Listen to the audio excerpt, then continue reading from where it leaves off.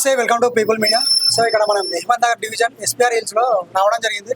So ఇక్కడ నవీన్ అన్న కూడా ప్రచారం చేస్తూ ఉన్నాడు. అలాగే ఇక్కడ కొంత ప్రజలను అడిగైతే తెలుసుకుంది ఏ పార్టీ గెలిస్తే బాగుంటుంది ఏంటి అని. అన్న నమస్తే అన్న. నమస్తే తమ్ముడు. అన్న ఇప్పుడు ఇక్కడ జూబ్లీ హిల్స్లో ఎలక్షన్ నడుస్తున్నాయి కదా.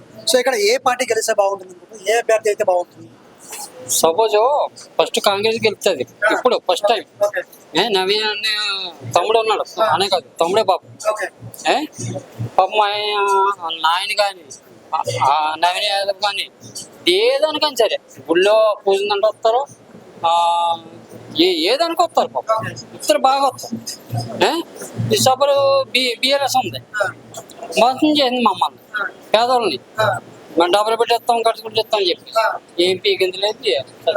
చిన్నప్పటి నుంచి ఎడుతున్నాం, ఇప్పటికీ సొంత కూడా లేదు, సొంత ఇల్లు లేదు, కిరాగా ఎడుతున్నాం. బీఏపీ అదేం పుట్టింది ఏం లేదు. నవీన్ పేద వస్తాడో పక్కా గెలుస్తాడు అన్న. ఇప్పుడు నవీన్ అన్నకి ఏదైనా ఇప్పుడు రెండు పార్టీలు ఏదైనా పోటీ ఇస్తుంది అనేసి అనుకోవచ్చా? ఎట్లా ఏం చేసేది ఏం లేదు, నవీన్ యాదవ్ గెలుస్తాడు. ఎంత మెజారిటీ రావచ్చు? ఆంధ్ర ఓట్లన్నీ నవీన్ యాదవ్ పడతాయి పక్కా, ఇందులో డౌట్ లేదు. ఇప్పుడు సపోజ్ ఓట్లు కొంచెం వదిలేస్తే చాలా మంది డబ్బులు ఇస్తూ ఉంటారు. డబ్బులు ఇక్కడ మా దగ్గర రావు. మీ సపోజ్ నా ఏజ్ 43, ఏనాడే నాకు రూపాయి పని మనిషి ఓటు వేయాలా, ఏ యాదానికి ఓటు ఒక్క బతుకుతుంది దానికి. అదేందా తమ్ముడు? ఈ పద్ధతి ఎంతమంది గొంతులు లేవు, ఇవన్నీ గొంతులు ఇవన్నీ ఏమి లేవు. మా చిన్నప్పుడు ఇది కూడా ఏ రోడ్డు లేదు ఏమిటి. అలాగా బస్సు కూడా తెలుసు. బస్ అంటే ఎవరు? నవీన్ యాదవ్ గెలవాలి. ఎందుకమ్మా? ఆయన గెలుస్తున్నా మాకు న్యాయం జరుగుతుంది. అంటే మరి అన్న వచ్చేసి కొంచెం రౌడీ ఇది అని చెప్పేసి అంటా ఉన్నారు కదా. మరి అవన్నీ ఏం లేదు, ఆయన మంచిది. ఆయన గెలవాలా, అందరి కోరిక అదే ఉంది. ఇప్పుడు జూబ్లీహిల్స్ నియోజకవర్గంలో కాంగ్రెస్ పార్టీకి గెలిస్తే అభివృద్ధి ఇంకా జరుగుతుంది. ఎందుకంటే నవీన్ యాదవ్ అభ్యర్థి ఆయన నిత్య ప్రజలో ఉండే నాయకుడు, ప్రజల మధ్య ఉండే నాయకుడు.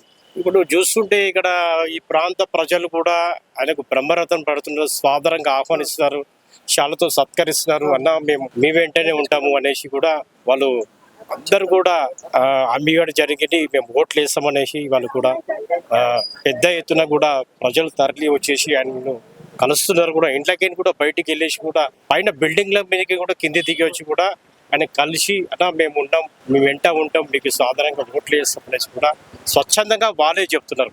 అంటే మరి కొందరు ఏమంటున్నారు అంటే ఇప్పుడు ఇక్కడ బీఆర్ఎస్ వచ్చేసి 2 సార్లు గెలిచింది, ఈసారి 3rd టైం కూడా గెలిచింది.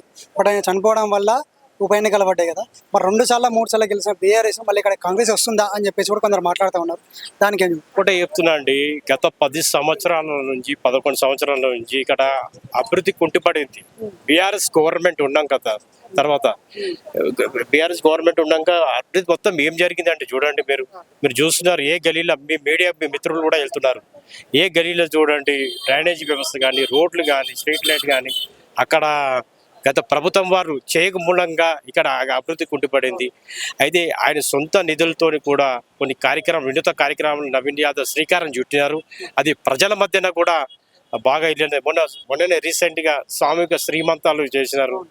ఆయన ఎవరైనా ఇంట్లో పేదవారి ఇంట్లో చనిపోతే కూడా వాళ్ళకు కూడా ఆర్థిక సహాయం ఇస్తూ వాళ్ళ దశదిన కర్మాలు కూడా ఎన్నో కార్యక్రమాలు చేసుకుంటూ ముందుకెళ్తున్నారు. వాళ్ళు వెళ్తున్నారు. సో ఎంత మెజారిటీతో గెలవచ్చు అన్న? వాళ్ళు నాకు తెలిసిన మటుకైతే 70-80 వేల మెజారిటీతో గెలుపొందడం ఖాయం. గెలుపు మాత్రం ఖాయం, మెజారిటీ కోసమే ఎదురు చూపండి. అంటే ఇప్పుడు నవీన్ అన్నకి ఏమన్నా పోటీ రావచ్చు అనుకోవచ్చా? పోటీలాగా భావించవచ్చా? మరి ఏది పార్టీ అయినా బీజేపీ అని ప్రత్యర్థి పార్టీలు ఎట్లయినా పోటీలనే ఉంటాయి కదా. మేము గెలుపు ఎప్పుడో ఖాయం, కానీ మెజారిటీ కోసం మేము చూస్తున్నాం.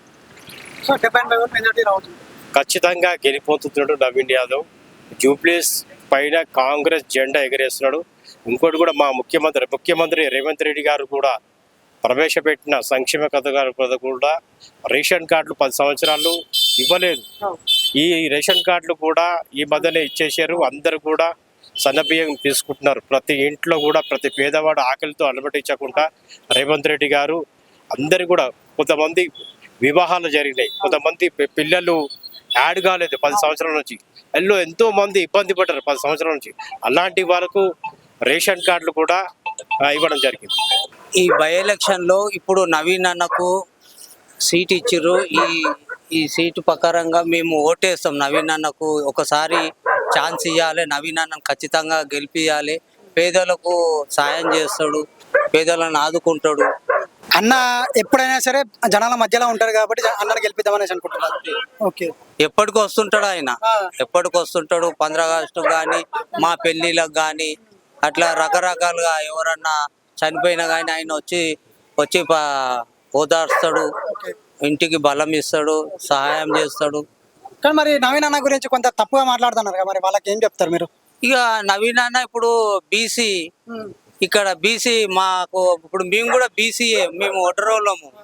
ఇప్పుడు ఆయన గెలిస్తే మళ్ళీ ఈడ ఇంకోసారి గెలవడానికి ఛాన్స్ ఉంటుంది బీఆర్ఎస్ వాళ్ళకి. కానీ లోకల్ మనిషి కదా నవీన్ అన్న, ఇక్కడ చెప్పినట్టు వింటారు, లోకల్గా చెప్పినట్టు వింటారు. కాబట్టి మళ్ళా వచ్చే మూడేళ్ల తర్వాత మళ్ళీ ఎలక్షన్లు ఉంటే మళ్ళీ నవీన్ అన్న గెలుస్తాడని వాళ్ళకి ఆ భయం కాబట్టి వాళ్ళు అట్లా మాట్లాడుతున్నారు గలీజ్గా అట్లా. అట్లా అయితే రీసెంట్ గా నవీన్ అన్న మీడియా ముందు ప్రచారంలో ఒక మాట్లాడు, మీరే కాదు మీ బాసులు కూడా దాటలేరు అని చెప్పేసి మాట్లాడిండు. దాన్ని కొంచెం వార్నింగ్ లాగా, అంటే ఇప్పుడే రౌడిజం చేస్తా ఉన్నాడు అని చెప్పేసి కూడా కొంచెం ప్రచారం చేస్తా ఉన్నాడు. దానికి రౌడిజం కాదు అది. ఇప్పుడు వాళ్ళు కూడా మరి బండి కాలబెడతానా అని అన్నారు, మరి అది రౌడిజం కాదా? ఇప్పుడు అది రౌడిజం కాదా? ఇప్పుడు వాళ్ళు బండి కాలబెడితే అది రౌడిజం కాదు. అన్న ఏదో మాట అన్నందుకు మీరు రౌడిజం అని మీరు ఎట్లా అంటారు? ఫస్ట్ మీరు చేసింది ఒక బండి కాలబెట్టుడు, ఒక ప్రచారాన్ని బండిని కాలబెట్టుడు అంటే అది ఎంత పెద్ద తప్పది. ఎవరు ఒప్పుకుంటారు? అది చేకూర్చి గెలిస్తే మంచిగా ఉండదని అనుకుంటున్నాం. ఎందుకమ్మా?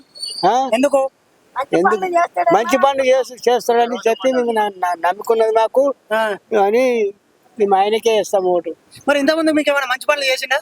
ఎవరు? నవీన్ అన్న. ఇంత ముందు రాలేదు కదా ఆయన, ఇప్పుడు కొత్తగా వచ్చిండు ఆయన. మాకు చేస్తాడు, దగ్గర ఉంటాడు బస్సులా, మాకు చేస్తాడు నమ్ముకున్నది కాబట్టి మేము వేస్తున్నాం ఆయనకు. మరి ఇంతకుముందుకు ఎప్పుడైనా వచ్చినా నవీన్ అన్న? అంటే నవీన్ అన్న ఉత్తప్పుడు ఎప్పుడైనా వచ్చిండ ఇక్కడ? ఇక రాలేదు. ఇప్పుడు ఆయనకు ఓటు హక్కు వచ్చింది కాబట్టి వచ్చిండు. నాకేమని అన్నాడు, వేస్తామని చెప్పినాం, వేస్తాం, బరాబర్ వేస్తాం ఆయనకు. మరి ఇప్పుడు ఇది కొందరు అంటుంటారు, ఎప్పుడు రాని పర్సన్ ఇప్పుడు వచ్చింది కదా, మరి ఇప్పుడు ఓటు వేసి ఎట్లా ఏ విధంగా గెలిపిద్దాం అనుకుంటున్నాం అని చెప్పేసి కొందరు అడుగుతారు కదా, దానికి మీరు ఏమంటారు? దానికి సమాధానం చెప్తాం మంచిగా. చెప్పండి. ఎందుకంటే ఇప్పుడు మాకు దగ్గర ఉంటాడు, మా బస్సులో ఉంటాడు, కష్టం వచ్చినా చూసుకుంటాడు అని మాకు నమ్ముకుంది కాబట్టి మేము వేస్తాము. లైక్ చేయండి, షేర్ చేయండి, సబ్స్క్రైబ్ చేయండి. మరిన్ని వీడియోల కోసం బెల్ సింబల్ పై క్లిక్ చేయండి.